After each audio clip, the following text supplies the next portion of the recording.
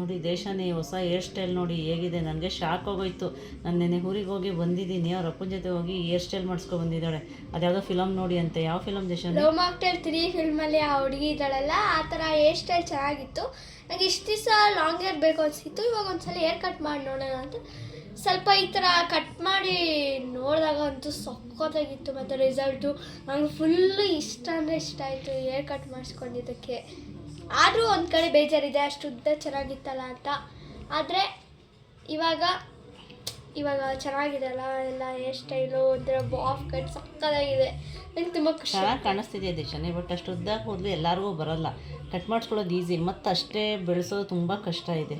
ಅದಕ್ಕೆ ಕಟ್ ಮಾಡಿಸ್ಬೇಡ ಅಂದಿದ್ದು. ಬೆಳೆಸಿದ್ರೆ ಆಯಿತು ಬಿಡಮ್ಮ.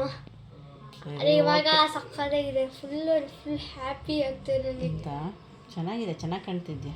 ಅದರೊಳಗೆ ಅವಳು ಇದಳಲ್ಲ, ಪಾಪು ಥರನೇ ಕಾಣ್ತಿದ್ಯಾ ನೀನು. ನಿಮ್ಮೆಲ್ಲರಿಗೂ ನಾನು ಹೇಗೆ ಕಾಣ್ತಾ ಇದ್ದೀನಿ ಅಂತ ಅನಿಸುತ್ತೆ, ಅದನ್ನು ಕಮೆಂಟ್ ಮಾಡಿ.